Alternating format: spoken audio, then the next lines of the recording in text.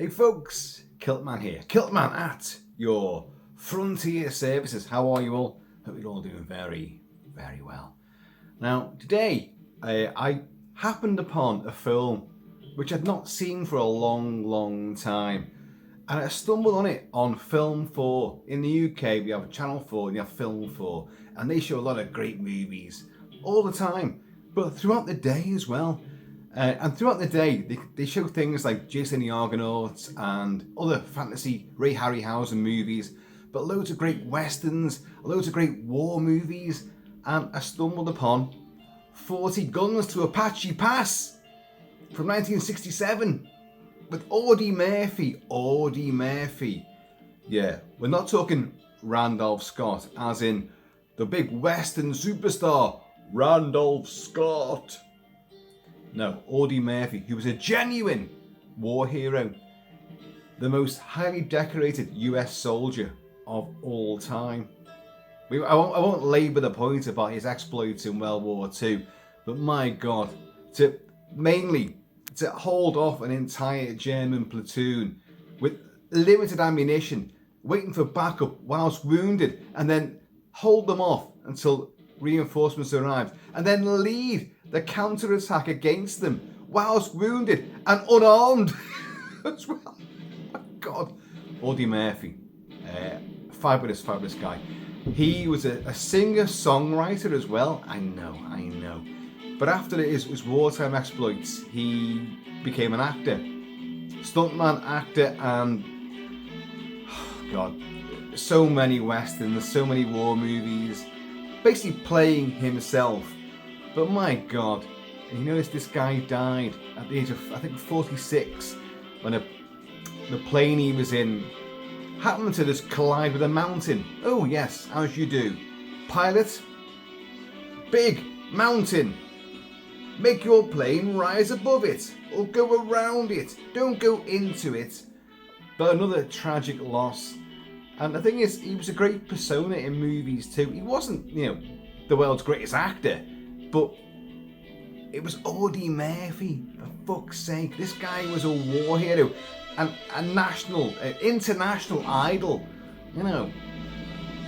So anyway, I stumbled across 40 Guns to Apache Pass, which is a great pulp title, isn't it?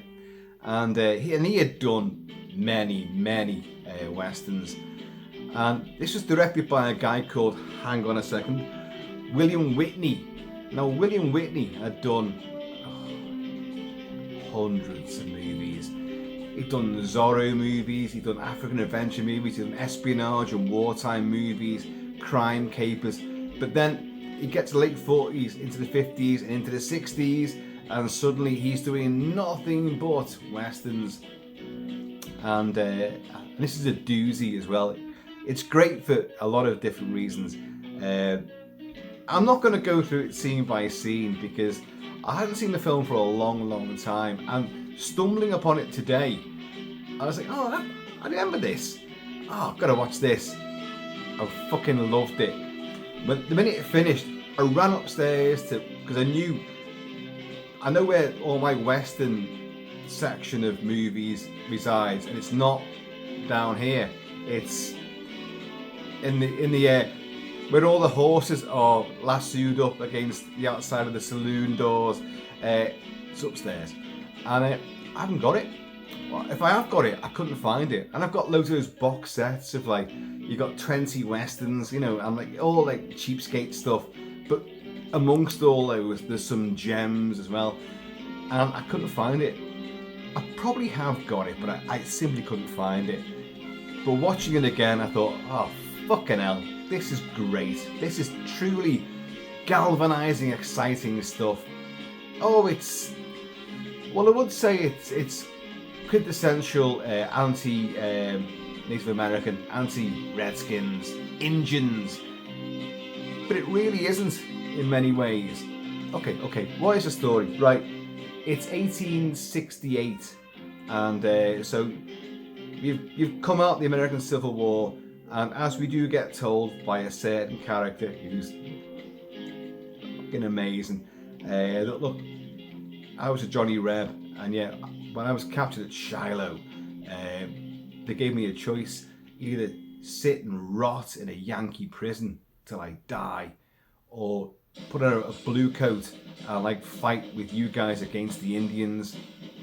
Now, I've talked about this a lot in the past. I'm a massive aficionado and huge buff of the American Indian Wars.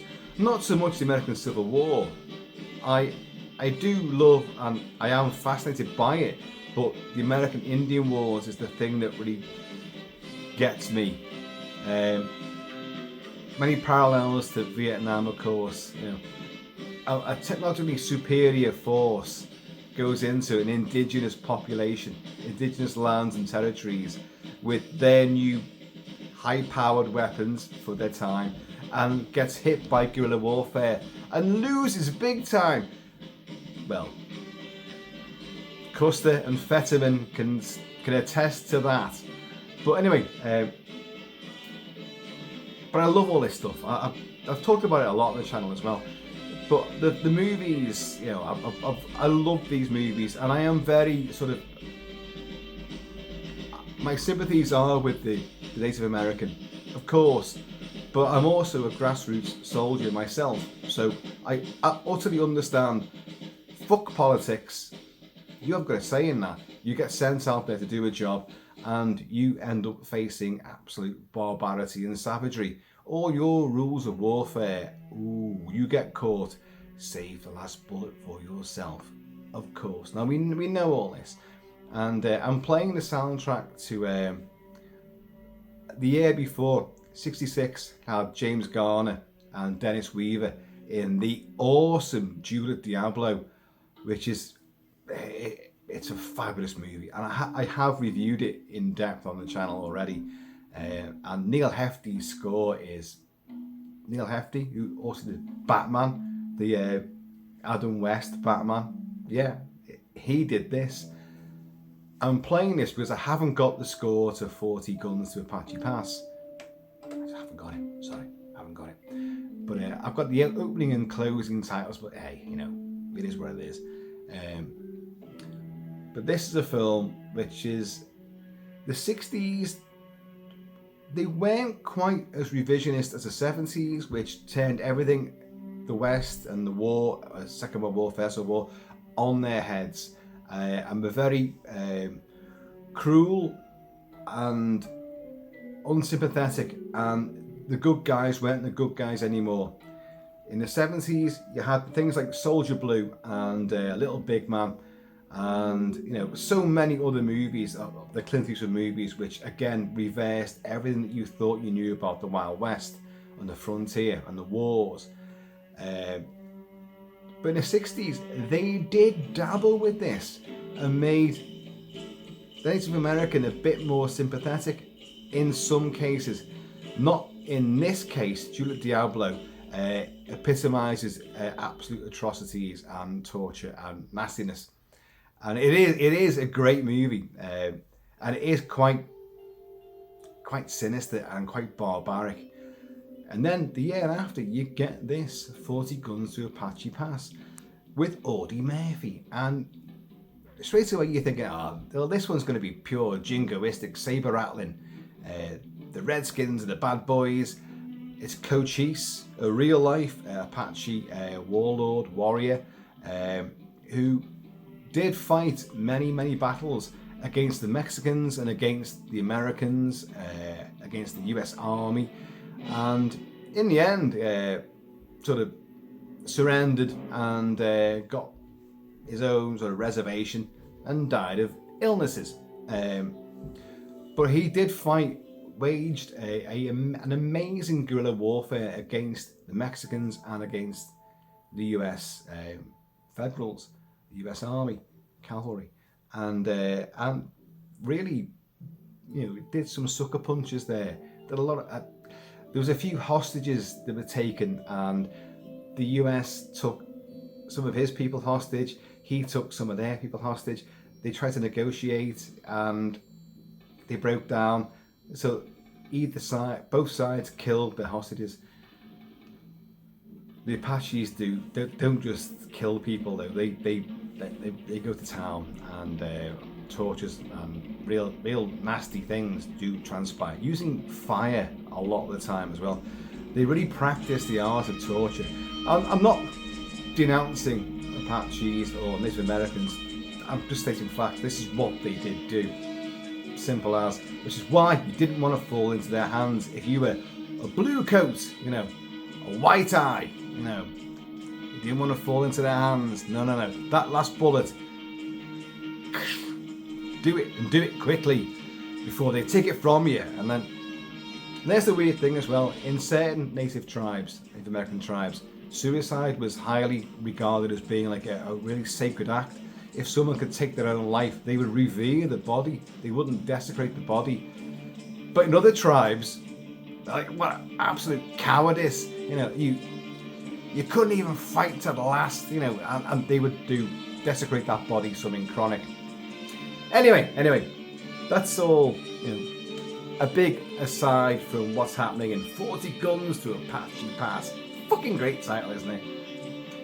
So what it is, you've got a little frontier fort at Apache Wells, and Cochise and his war party are raiding, as they do, which they did do, as it happens. Some would say he killed up to 5,000 people in his, but more would say it's more like 500 people. These things always get, you know, exaggerated. Excuse me.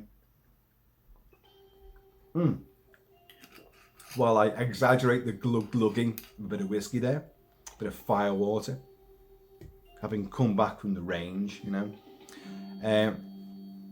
Little frontier fort, Apache Wells, and it's a really shitty little fort, and in fact, it's actually quite realistic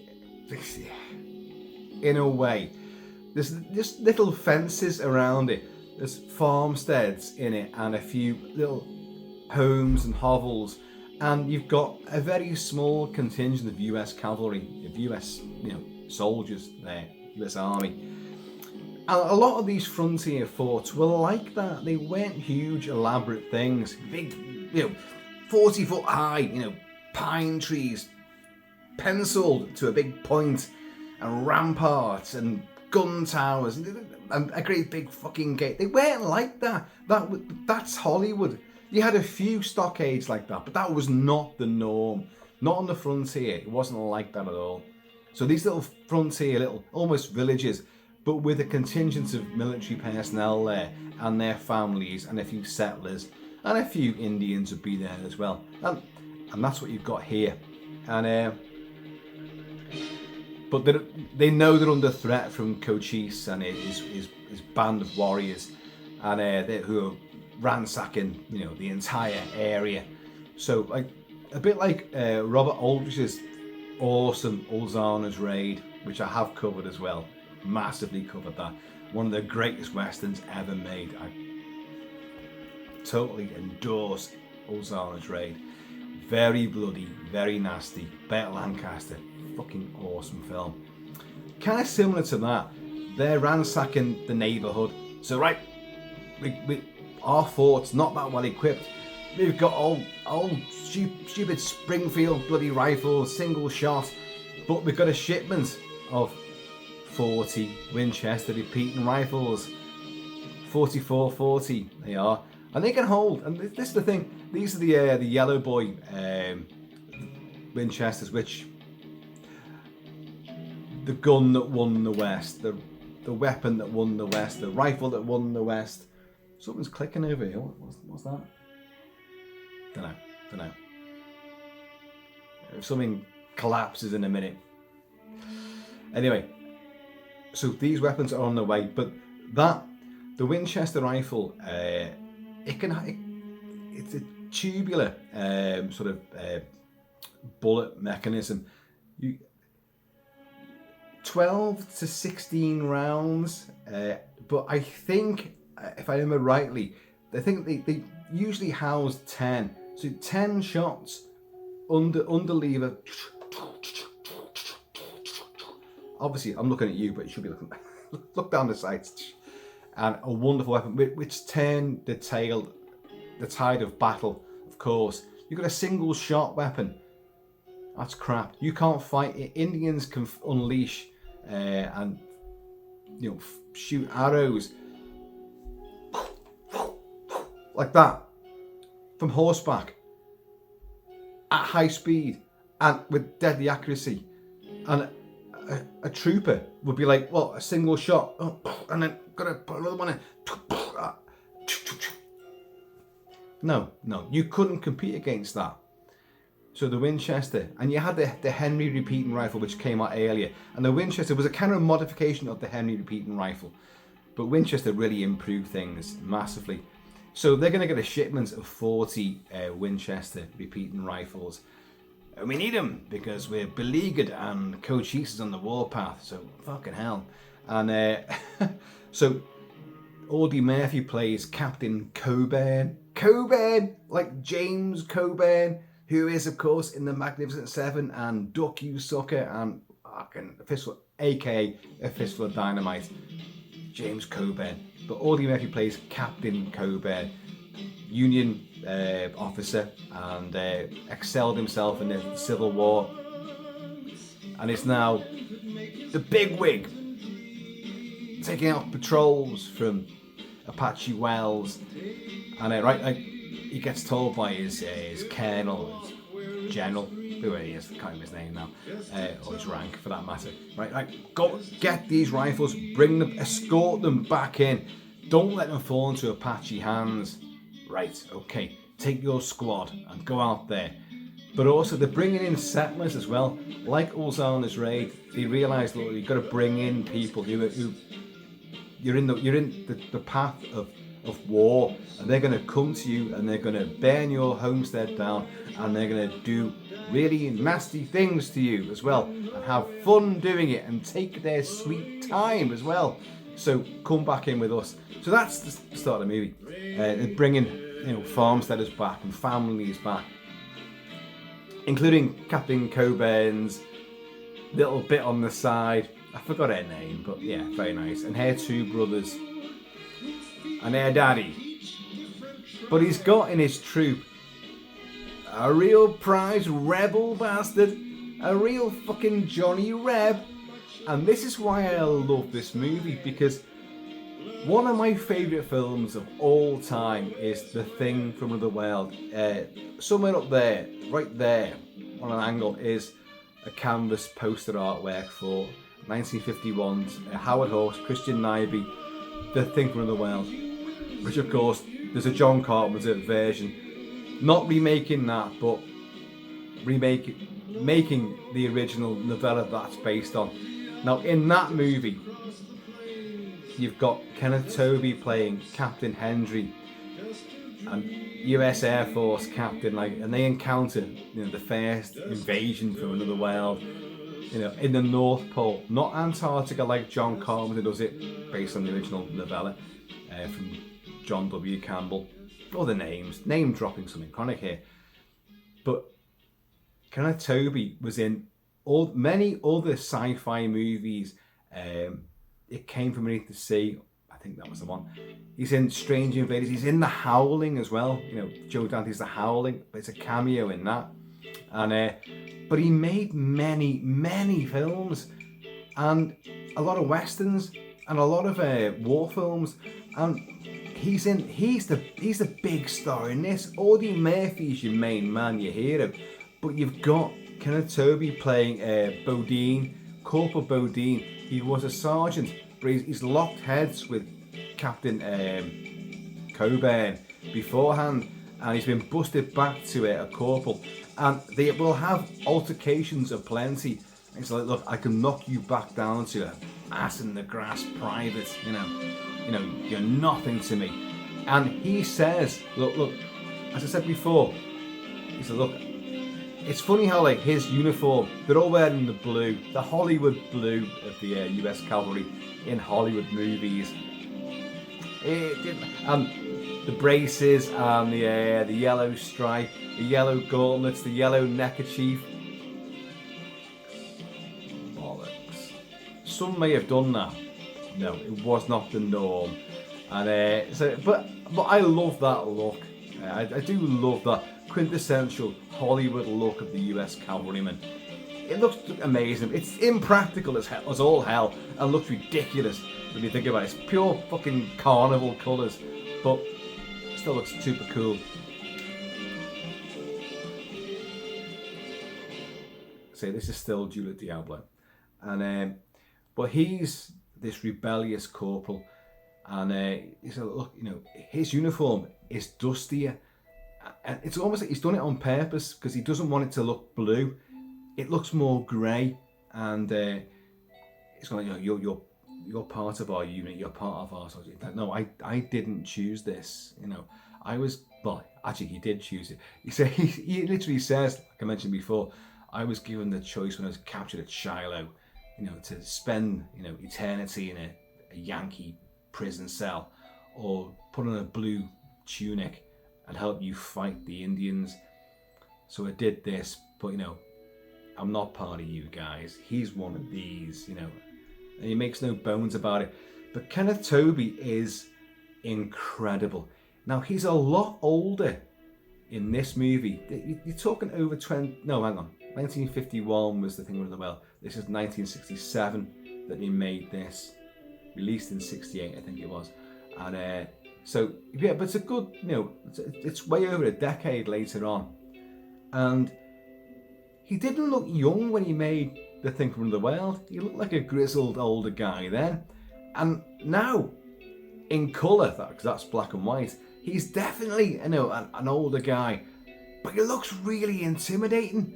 And when he was the hero to begin with, and in many other movies he's the hero, he's the badass in this.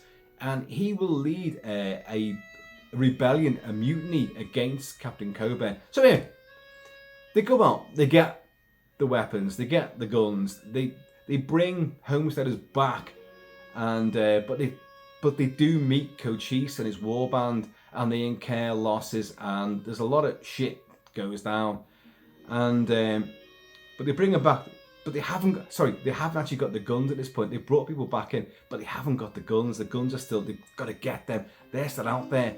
So right, look, you know, Coburn, commanding officer, you've got to go back, get those guns, and you've got to take these guys with you. And these guys are, it's a ragtag bunch of complete and utter shitbags.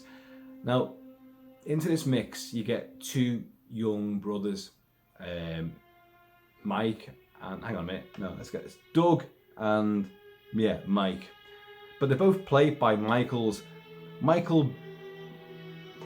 I can't remember him right. Michael Burns plays Doug. Michael Blodgett plays Trooper Mike Malone. These are the Malones. And Captain Coburn's into their sister. I forgot her name. I didn't write it down either.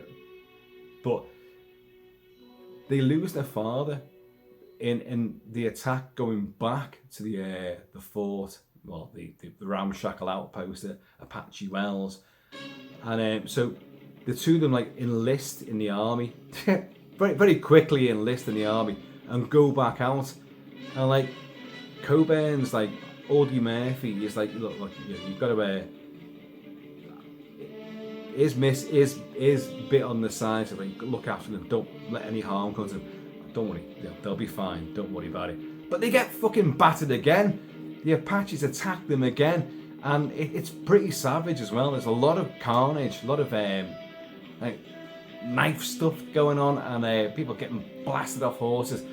And you get like an Apache gets wasted, and he lies on an outcropping of rock high above, but he's lying there like outstretched, but his eyes are open, and he's staring down at these two greenhorns, these two brothers, and he's dripping blood on the stone beneath. It's just dripping.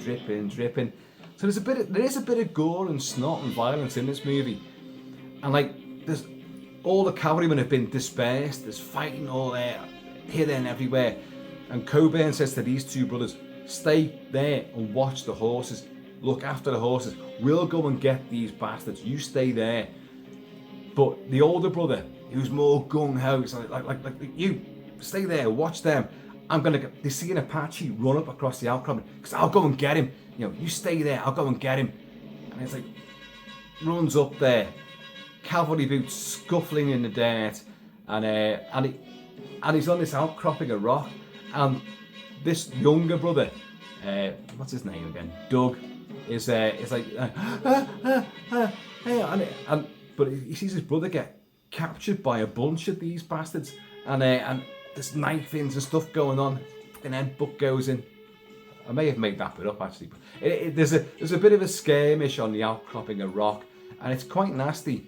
And he's like, suddenly his brother realizes, like, look, I'm in the shit here. He's like, help me, come up and help me. And because the blood's dropping down, and he's like, oh, I can't look at this.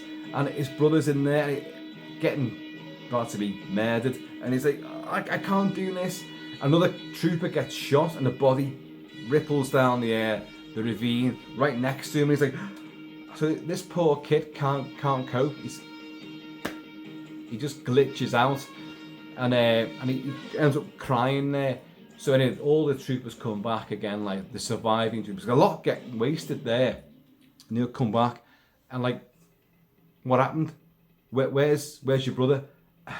He was crying for help, and I couldn't do it. And he's crying, and like Kenneth Tobey, who is Bodine, Corporal Bodine, the Civil War, the Johnny Reb, and he's like a fucking coward, you know, yellow belly and all this. And he's like, yeah, I knew you'd be a waste of time. And even Captain Coburn's like, you left your brother to die. No, he's still alive. I heard him screaming for help. He's still alive. Yeah, screaming for help and dragged off by Apaches. Yeah, great. And next thing you see a stampeding horse down the valley, and it's dragging his brother behind at high speed. And this dummy is actually it looks pretty realistic, and it's quite horrible. This body's getting ripped to shreds on all the deck, and oh god. And they're going like, that's him. Gotta go and help him. No, he's dead already. You left him. You didn't go to help him when you had the chance. You left him.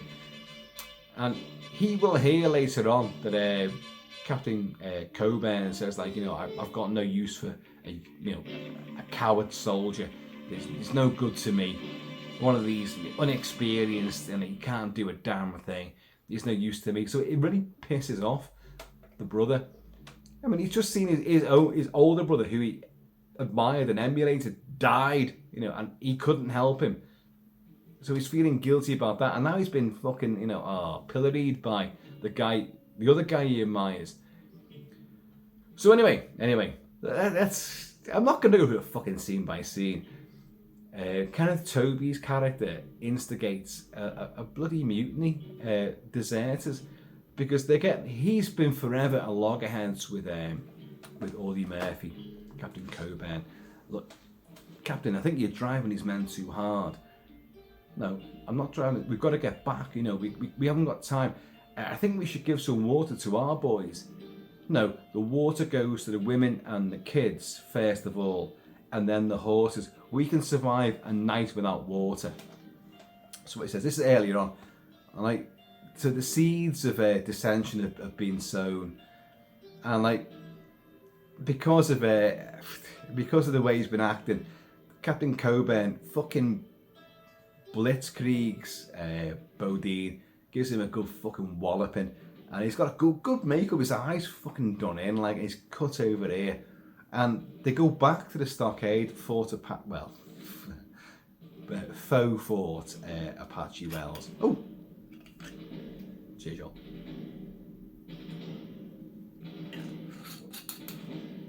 And he's still getting sort of bollocked by Captain Coburn, Audie Murphy, and they're all grouped up on the sort of the picket fences, like just grouped up there, waiting for an attack. You would not be like that. But anyway, it's a Hollywood movie, and they're going like, okay, he did an half wallop you good style, didn't he? He really went to town on you, and like he's going, yeah, he did, yeah, but don't worry about this. He's gonna get his at some point. When we go out on patrol next time to get those, we haven't got the rifles yet.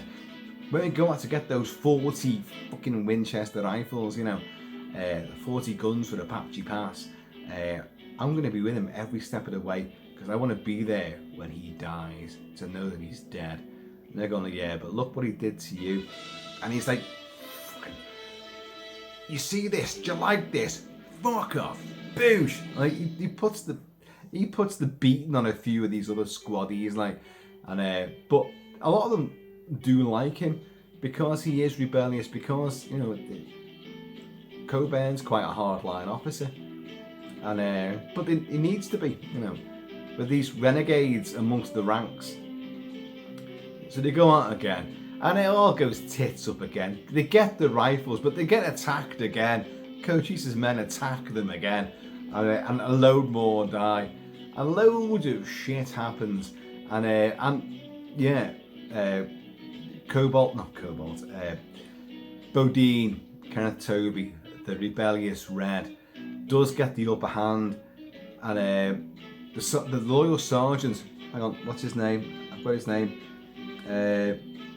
Walker, First Sergeant Walker, played by Robert Brubaker, who's loyal to Coburn, and the good guys. He gets gut shot, so he's he's wounded, and the two of them get trussed up. Him and Captain Coburn, Audie Murphy, get trussed up by a truck, a wagon with dynamite and gunpowder all over it, and Kenneth Tobey, they're trussed up and tied to it, and like, look, you know, I wish I didn't have to do this, but, you know, I've got to, because we're going down south to Mexico with these guns, and yeah, fuck you. You didn't like me, I don't like you. You know, you're a northerner, you're a Yankee, I'm not, so you're gonna burn. But hey, you know, no hard feelings.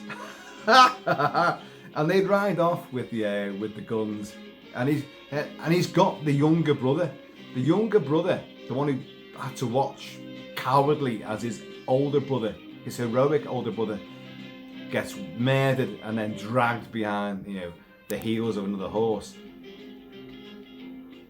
He reluctantly joins this band of deserters. It's quite a nice conundrum, you know, an emotional, psychological, moral dilemma this guy's in. But, you know, he's young and he's a greenhorn, hasn't got a clue, and he's gutted over, like, you know, his cowardice, losing his brother when he could actually have helped, but was too afraid to.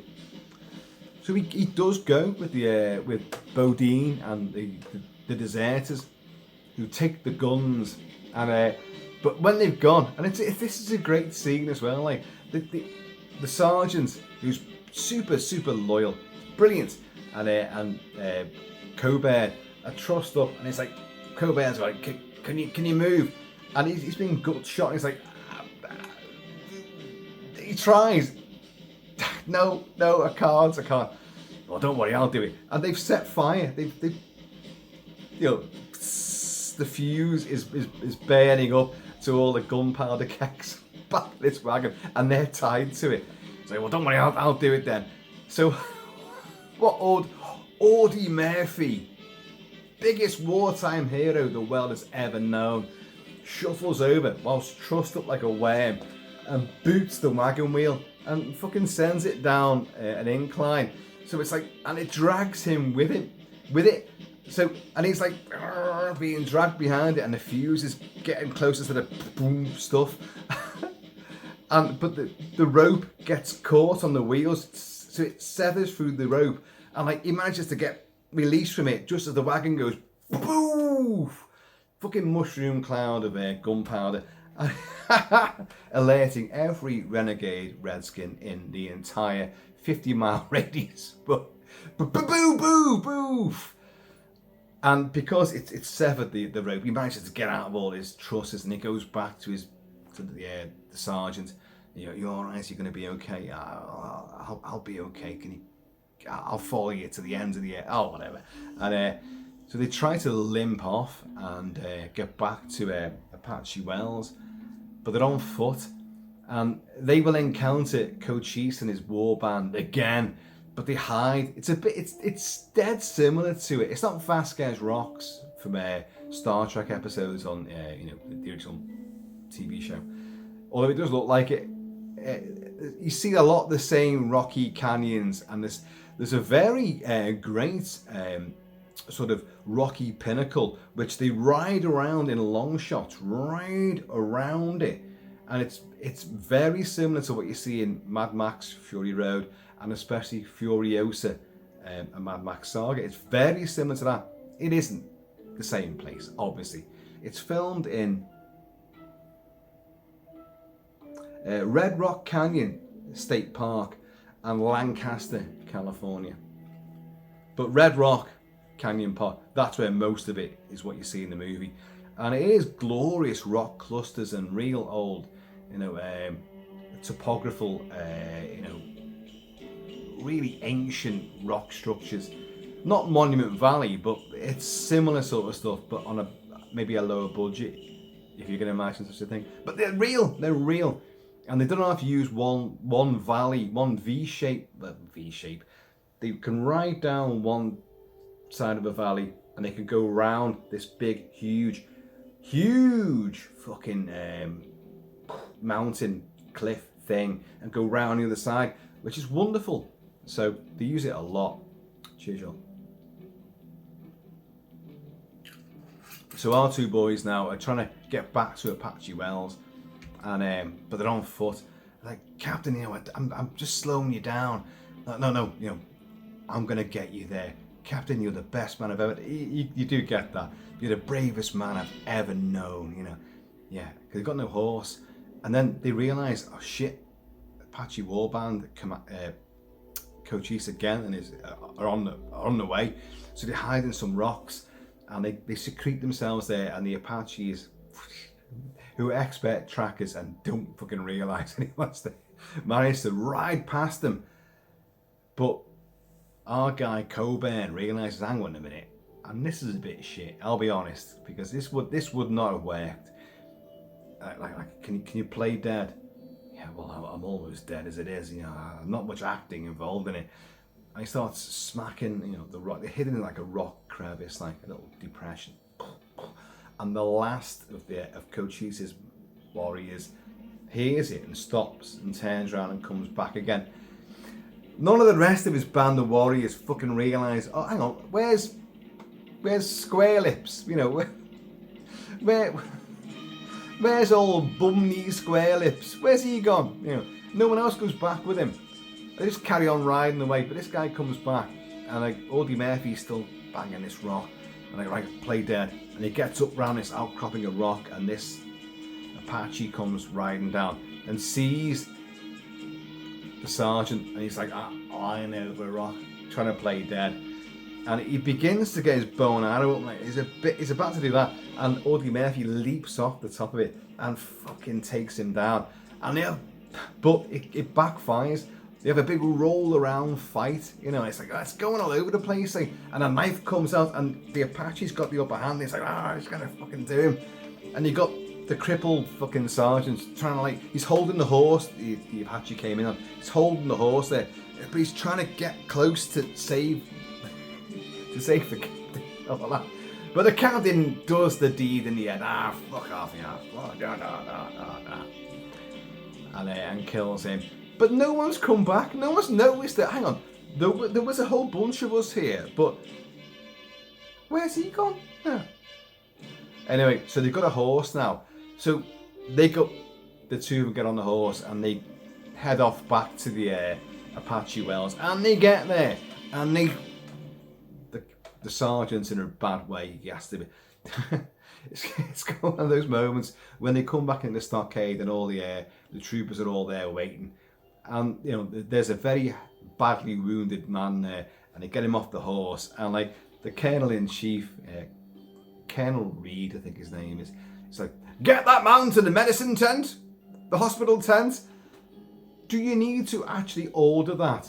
They all fucking know. Look, this guy's in a serious bad state. There is where he's going to get medical attention. We'll take him there, shall we? You don't need to be fucking ordered to do it, do you? Get that man to the hospital tent. Fuck off. The colonel does not like Coburn, he does. I should say he does like him, but he doesn't like his rebellious ways. He goes against the orders, but he does it for the right reasons. He's like, look, what happened? Where's the rifles? We lost them. The Apaches attacked us again, and I've lost all my troops. Everyone who's not with me, as in that sergeant there, is either dead or they've deserted. What? What? Your entire command is dead or have turned against you. Right. That's got to be court-martial for you, Sonny Jim. Yeah. he throws the book at him and he's like, well, oh, shit, I did everything I could. I fucking fought and I brought him back and I know where he's going to be. I'll go out there and I'll get our rifles back and I'll kill him. No, you're not going anywhere. You're staying in camp. I'm bollocking you. I forgot what he says, but he basically bollocks him good style. And but Audie Murphy fucks off with all that. He gets bollocked by the sister of the two brothers, the one he's got a little romantic assignation with. You, my two brothers are dead because of you. And he's like, no. One's definitely dead. He got dragged behind a horse, and he's a right mess. But your other brother, the younger one, he's alive, but he's a fucking deserter, and desertion means death. So, but I'll go and get him. Don't you worry about it. No, he's basically saying, no, he's still alive. I don't believe you. Why can I trust you anymore? You said you'd protect them. You said you'd keep them safe. Oops. So Audie Murphy, Captain Coburn, fucks off and goes out on a one-man rampage to go and get the guns, right? And kill Corporal Boteen. I did forget his name there. I'm sorry. So off he goes, one-man rampage. Encountering Apaches and finding this gang of ne'er-do-wells, but there's more skulduggery, and this is what I love about it. Kenneth Tobey is wonderful in this film. He's really, really good. He's so nasty and horrible, and yet so three-dimensional as well. You understand where he's coming from. You understand his passion for the South, his hatred for the North and the Yankees. And look, why am I working for you guys? Now I've got a chance here. Because what he does under a flag of truce, and he's got a bunch of these fellow deserters who were so fickle and easy, and they're probably all Johnny Rebs as well, ex-Johnny Rebs, but including the younger brother as well, Doug. And we looked at these kind of gone along with him. He said, look, we're going over to Mexico, but we need some spondoolies. So we've got the gun. They've got the guns, the 40 rifles, the 40 Winchester rifles, the yellow boys, and let's go and we'll trade them with Cochise. So under a flag of truce, he goes to meet Cochise. Cochise is played by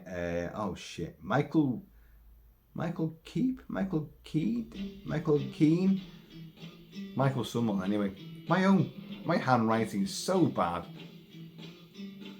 I think it's Michael Keep. I don't know. He clearly isn't Native American, but he doesn't look too bad either.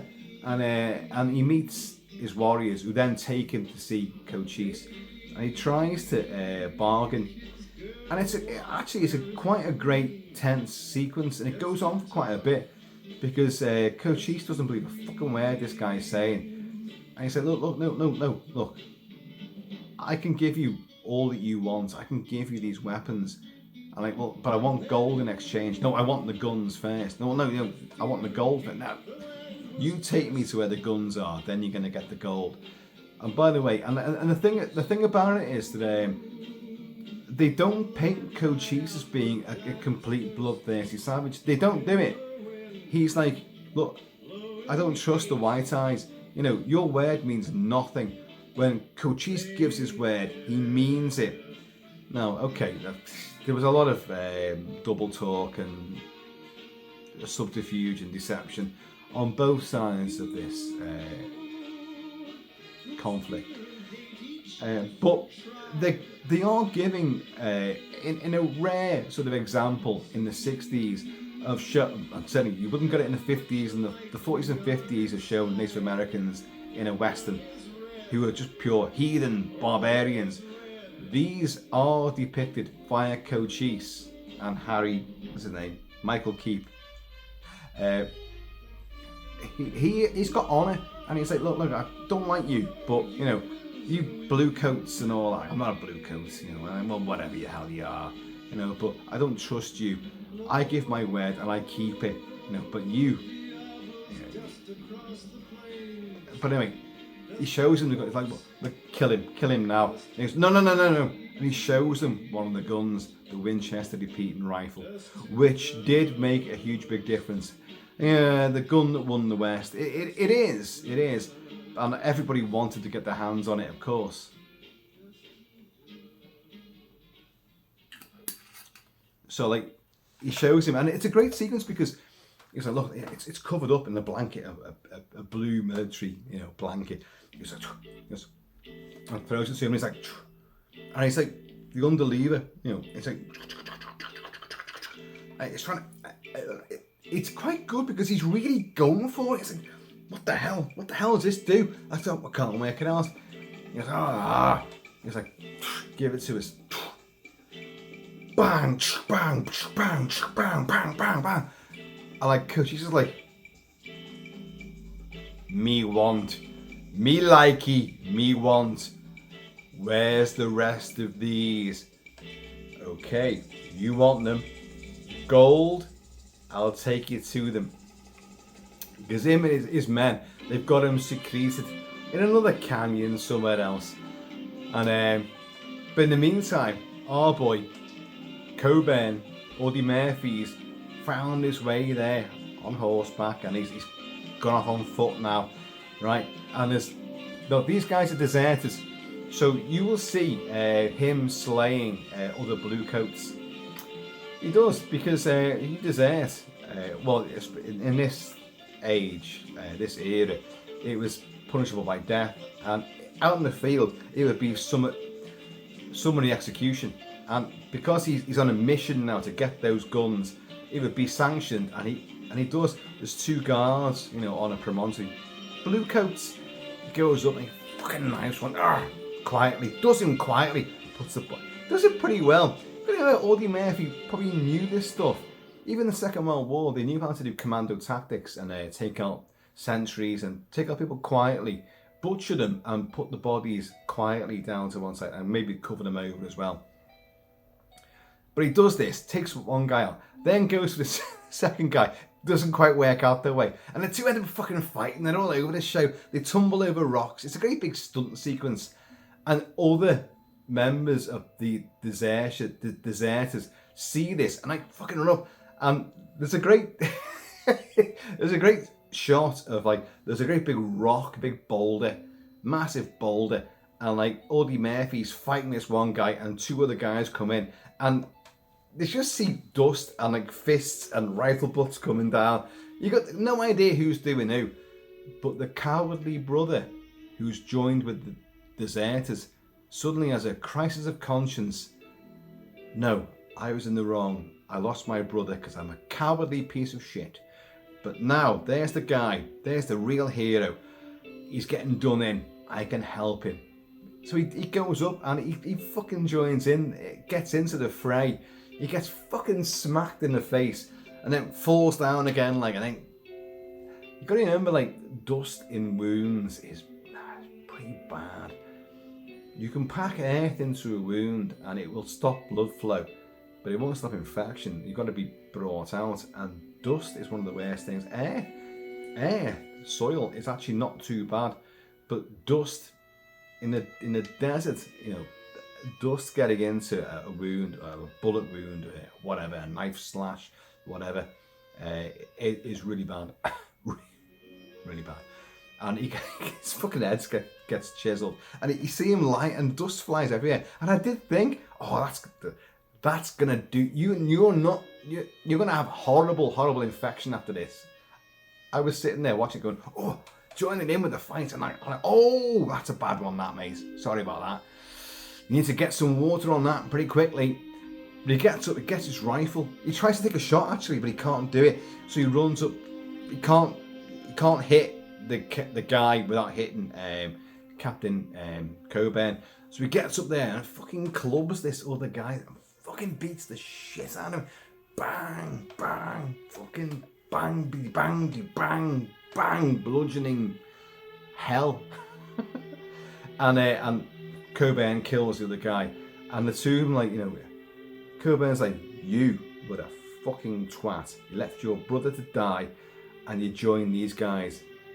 But you saved me, so hey, shake hands. And they do shake hands. And Doug's played by Michael, oh fucking hell, again, Michael Burns, I think it is. Got to learn how to write again. All this modern technology. And like, on your phone. You can't write anymore, can you? So they become buddies. Right, we've got to save these guns before, like, because Kenneth Tobey, Bodine has gone to meet Cochise and they're coming back to get those guns. Right, he says, like, look, we've killed all these fucking guys now and the guns are all saddled onto the horses. Right, like, get these fucking guns back to, you know, Apache Wells because we need them. So off they go and they're taking these things, but the Apaches are coming, you know, and Audie Murphy just goes like, look, I've got this sorted. You take the fucking guns back to Apache Wells. Give me 5 of these guns, and they unpack 5 Winchester rifles, 1868 rifles. No, hang on, 1860. Yeah, 1868 rifles. Yeah, they are.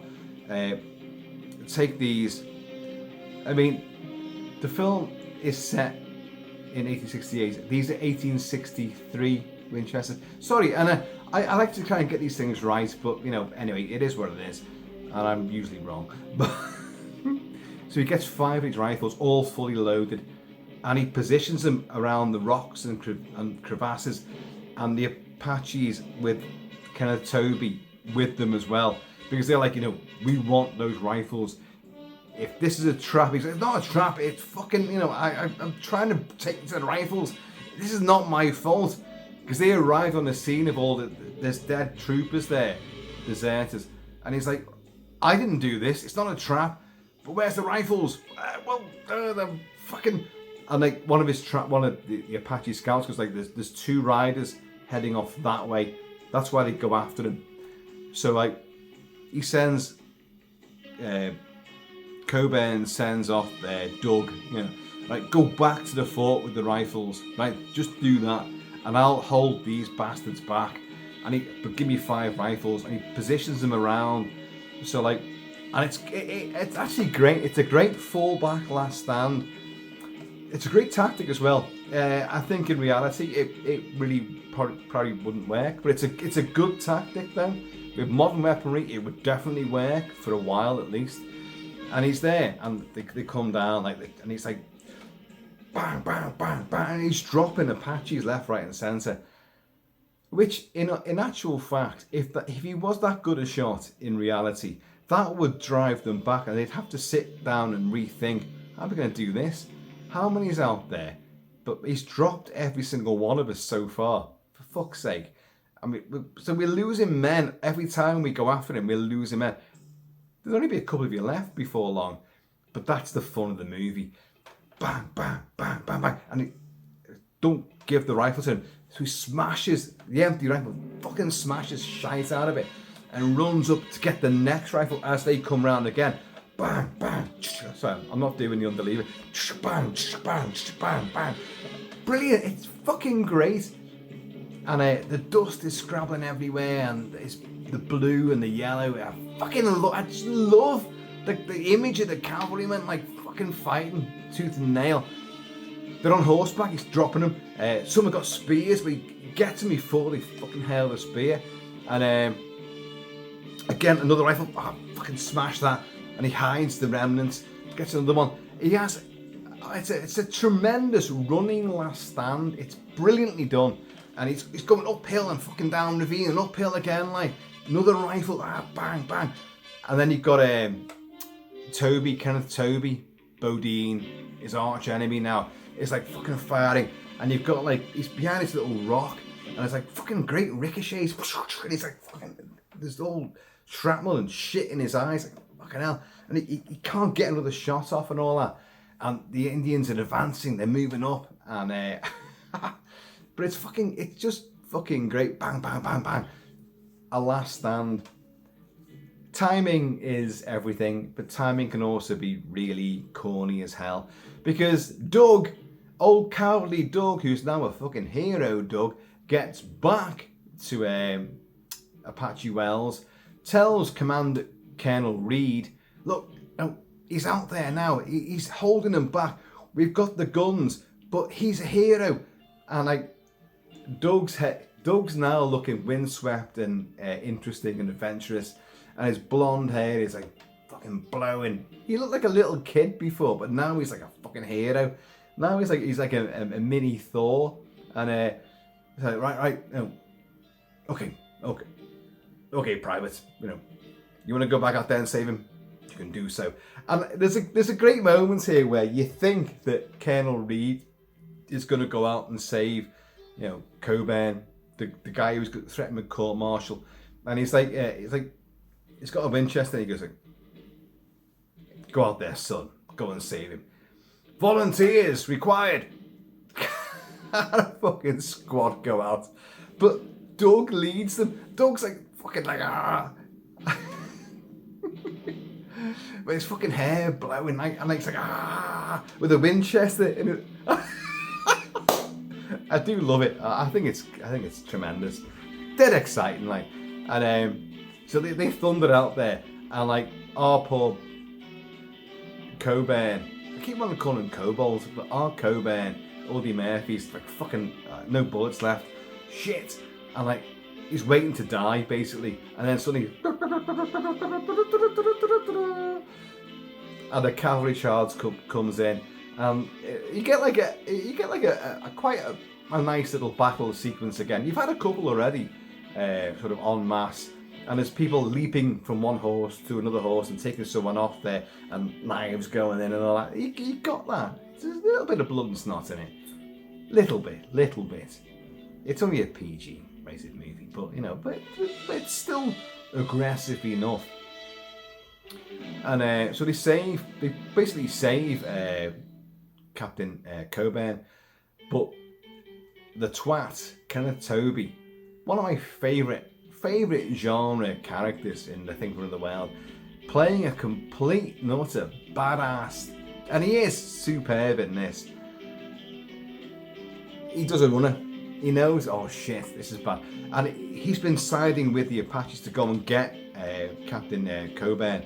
And when he realizes when the cavalry arrive, he's like, shit. So he turns around and fucking blows away two Apache right next to him, bang, bang, and then fucking does a runner. Gets on a horse, fucking sprints off, and Audie Murphy goes after him. I've got to get this cunt. And my God, their final showdown. He tracks him over ravines and stuff, and like little canyons and rocky bits of dusty shite. And the two of them have a big fucking stand-up. Bodine shoots Audie Murphy's horse, bang, squeeze down, and the two of them like. They both got Winchesters, and they both get shot multiple times, and and it doesn't matter how many times. Like he's like Michael Myers. He gets shot multiple times and still keeps getting up with blood down his mouth. He's like and he's advancing on. Our boy's been shot. He's lying there like, oh fucking hell, and they're like, oh shit, what's he gonna do here? Brings up his Winchester, bang, bang, bang, bang. How many fucking rounds does Kenneth Tobey take? It's brilliant, folks. I absolutely fucking loved it. And he goes, oh, and crashes down with all the blood down inside of his gob, like, and so obviously, and then Doug, young Doug, hero boy, coward turned fucking hero, comes over the crest of the hill, rides down, and like, Captain, you know, get on my horse, brings him back, and he's there with his arm in a fucking sling, and it's corny as fuck. Let's be honest.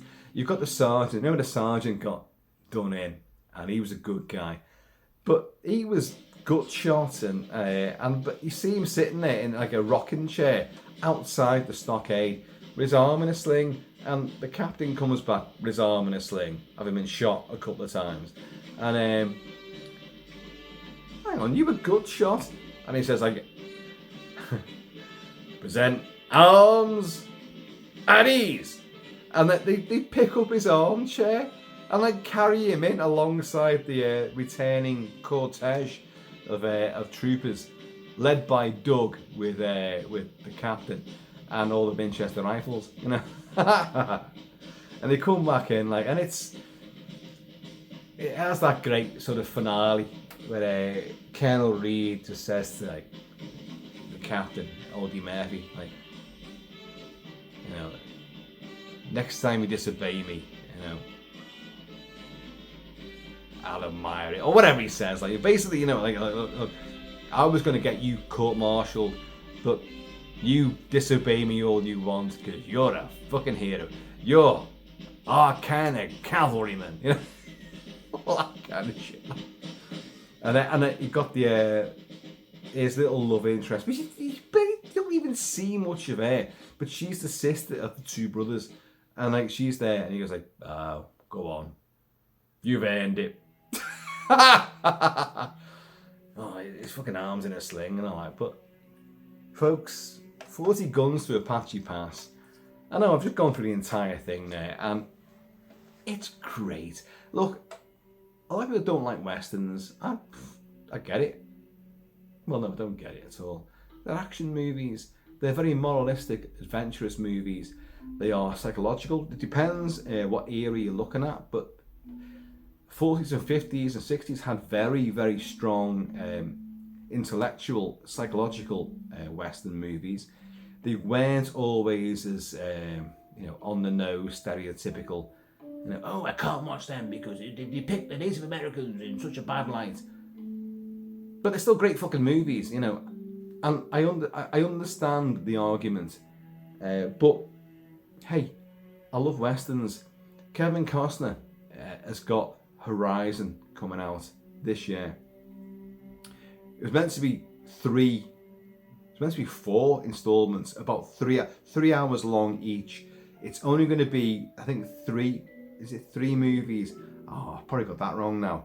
But the first one comes out fairly soon, and the second one will be out shortly afterwards. And they're epic movies. This is a guy that Dances with Wolves and did Wyatt Earp, and he knows his west. He's been in many westerns, Open Range, you know, fucking fantastic films. Silverado, for fuck's sake, Silverado. I love westerns, and the whole panoply of man's emotions can play out, and all the stories and scenarios under the sun can be played out in a western. You can have horror westerns, you can have sci-fi westerns, fucking cowboys and aliens, and that part of shite. But it can be done. Anything can be played out in a western environment, and that's what I said. It never dies. I love westerns. How authentic they are is a different kettle of fish, but you know, like, what is that old adage? You know, if the fiction's better than the truth, publish the fiction. I've mangled that, but you know what I mean. The truth of a story might be, oh, well, that's a bit shit, but the myth behind it is better. Well, you publish the myth, don't you? And that's what the Wild West and the frontier was built upon. Having said that, there's so many real life battles and encounters and larger than life characters from the West and the frontier not just the West, but the entire, all of North America and Canada have so many great, incredible characters who did so many really celebrated and genuinely authenticated exploits that, you know, the movies don't, you think, oh, that could never happen. But it actually fucking did happen, you know. But the movies do tend to over-glamorize gunplay and things. The gunfight, the OK Corral, especially, you know. But this film, it fits very comfortably into the Audie Murphy canon of Western movies. It's kind of divorced a bit from a lot that went before the 40s and 50s, the John Ford. It's not like the John Ford stuff at all. It's a bit nastier. It kind of fits in with Juliet Diablo, which is I love this movie. I'll put the link to the review of that, but I love this movie, and that's dark and sinister. Sergio Leone, of course, rewrote, you know, the entire way of making Western movies with his spaghetti westerns, but he did not depict the war against the Indian War. He didn't depict that at all. Barely brushed over it, if even, you know, mentioned it at all. But I love that the cataclysmic conflict between two races, and it's barbaric. The colonials destroyed the wildlife, and which was the way that they subjugated the Native Americans by taking out the food source. I've talked about this a lot, in fact, but as I've always maintained, my affiliation is with the soldiery. Having been one, I know to be older to do stuff you don't want to do, you don't believe in, but you're still going to do it, and you're still going to be held accountable by the opposition. And if they get hold of you, you're going to be in a right shit state. It doesn't matter how I didn't want to do this. You can't argue that. And that's exactly what happened in the Indian Wars. Exactly what happened. These poor twats went out there in their blue coats, and if they fell into enemy hands, oh dear. And you know, there's atrocity on both sides, massive atrocity on both sides. But I'm fascinated by this, and a lot of these old films, you just go, oh, that's just cheeseball shite. This is not. This actually has some great stuff. And the thing about it was Kenneth Tobey. Sorry, I should have really belaboured this a bit more, because Kenneth Tobey is wonderful in this role. He's a lot older. And yet, this was 1967, 68. In 81, he was still making, and 84 when he made Strange Invaders, he was still doing stuff way later and still looking. It was Kenneth Tobey. I love this guy. Captain Hendry from The Thing Under the Well, playing a really severe, badass, bastard bad guy.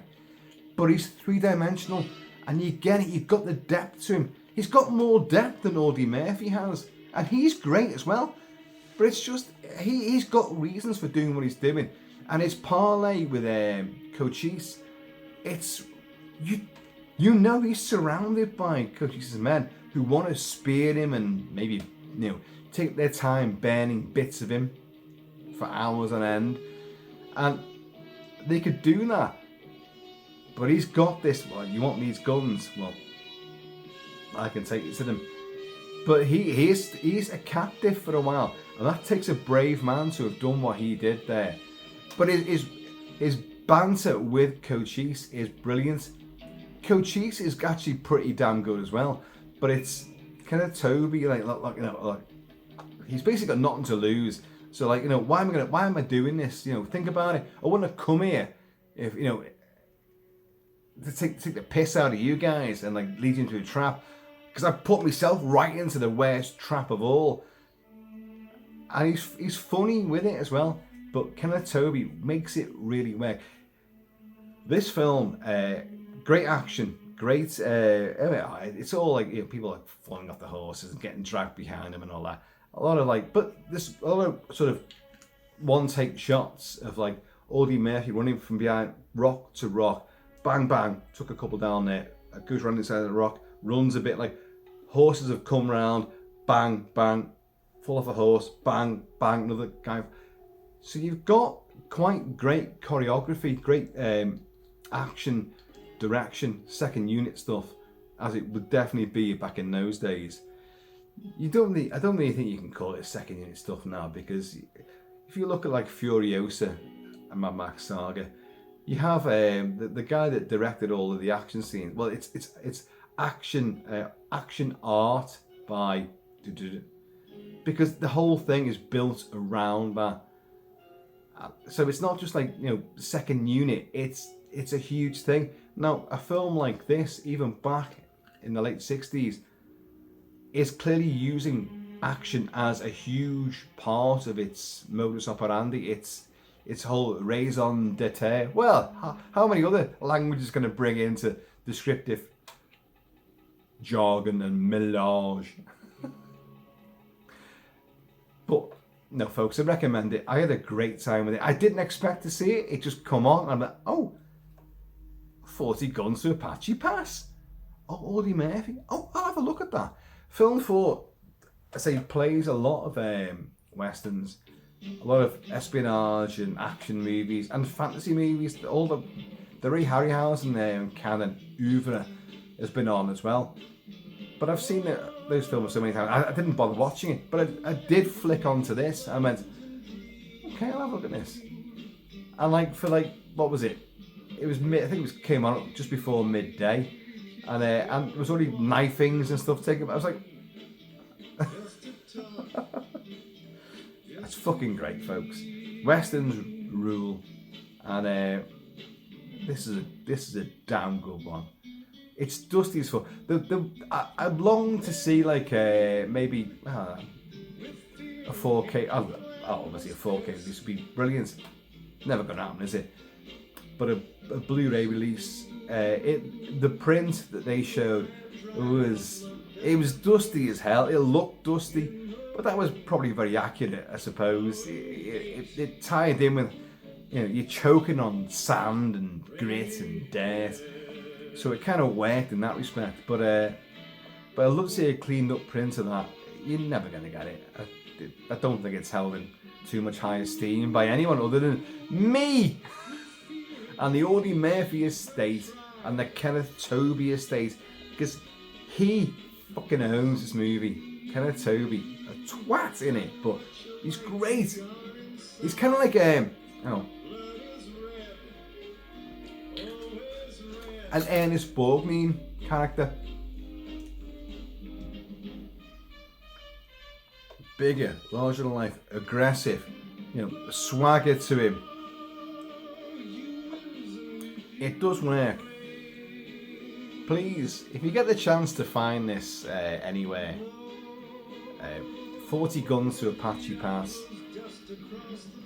I've given it probably more airtime than anybody else has ever done in any review or anything ever, anywhere. And so what? It's fucking great. Saddle up, get in there. Cochise ain't that bad.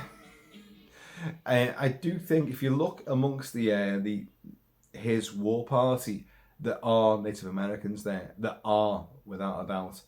But you've got plenty that probably aren't, and he certainly isn't. But it does look good though. Cochise was quite an educated fella. He knew his stuff, and he was a great warlord, a great warrior, a badass, you know. And I think this depicts it, because you don't see him get killed. He does not get killed in this movie. So this could just be one of the things he got involved in, and you can believe it. He did lots and lots of guerrilla activity in various territories. His command of land and his raids went far and wide. So, you know, this is not like, you know, oh yeah, as if Cochise did that. Well, could have. It's a fictitious story, but it's, you know, it could easily have happened. He could easily have been involved in this sort of thing. Another warrior of the wasteland. Monsieur Max. Yeah. Anyway, folks, there you go. 40 guns to Apache Pass. An impromptu review there for you. I didn't expect it to be delivering it, and I'm pretty certain you guys didn't expect it either. But hey, what the hey? It is what it is. And the Winchester, a classic weapon.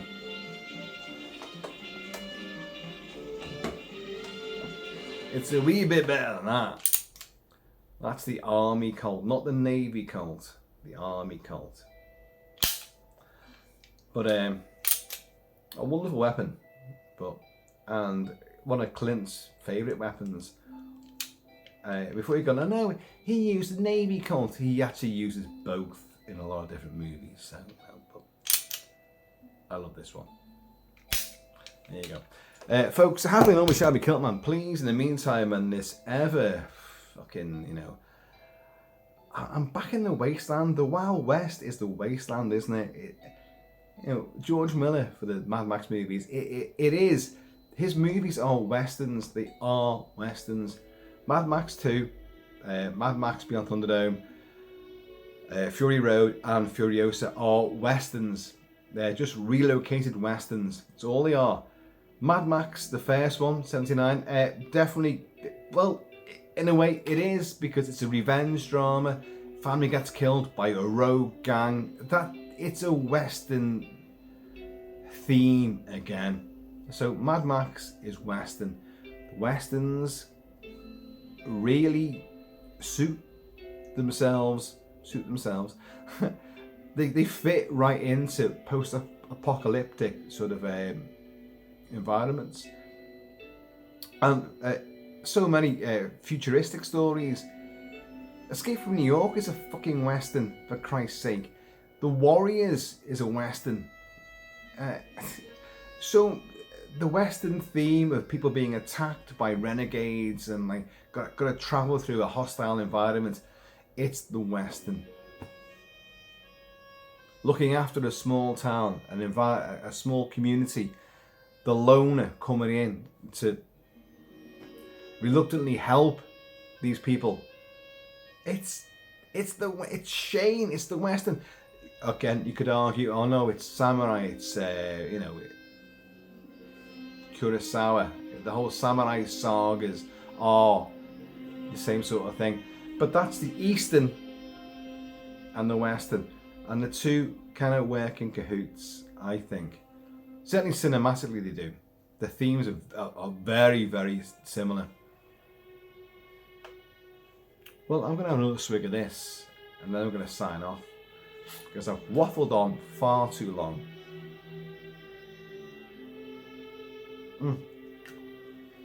I know some people will not like that being there, but you know what?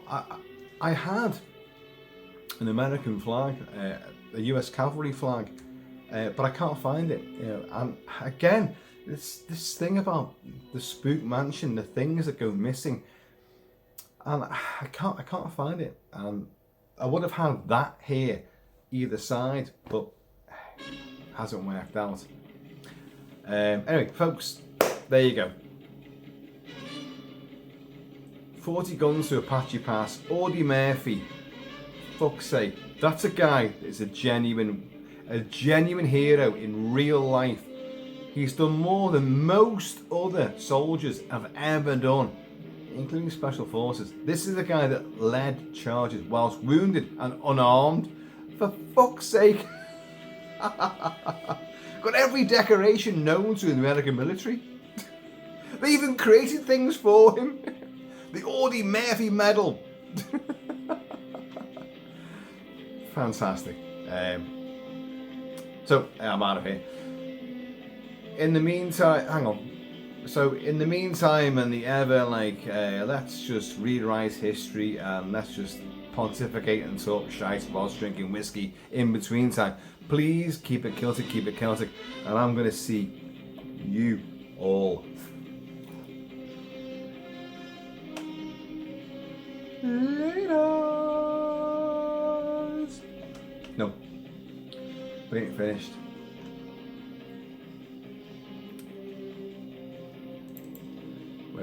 where are we going to go? What's he going to do next? What can he do next? He'll do something. I'll be honest, even I don't know what I'm going to do. I want to play something westerny. Where the fuck am I going with this?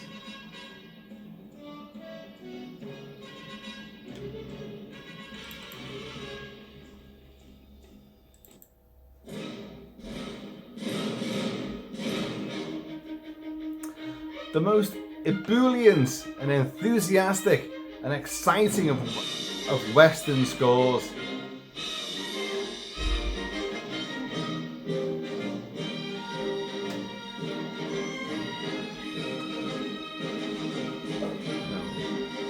Sturgis, 1960,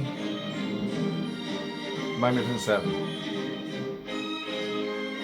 The greatest lineup of stars ever. And the greatest theme tune. Elmer Bernstein's ebullient, enthusiastic, wildly, rambunctious and get you going score ever. And no cavalryman involved at all.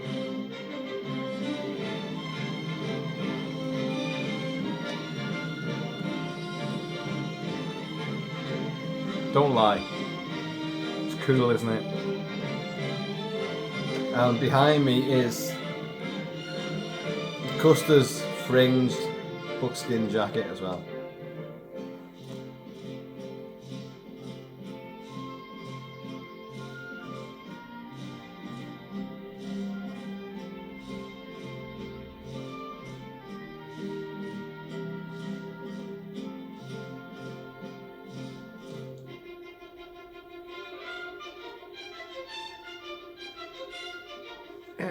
Most of them die, and yet you hear this and it's still, you'd still go to fight and die with these guys.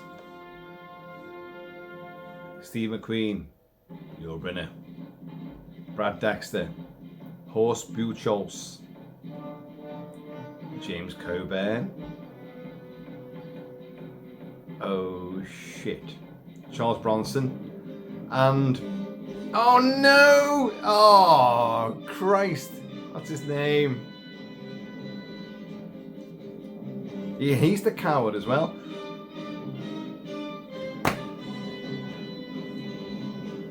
I'm doing it on purpose, so you guys who are still here can go, oh, it's... Yeah, I know exactly who the fucking hell it is.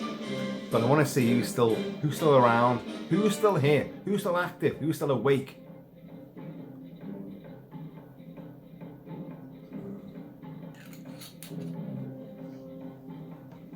And he's great with his gloves as well. I know he's like, and he does go in. He does do a fair bit of like. No more clues. Right, I'm out of here, folks. Have a good one, and happy trails, partners.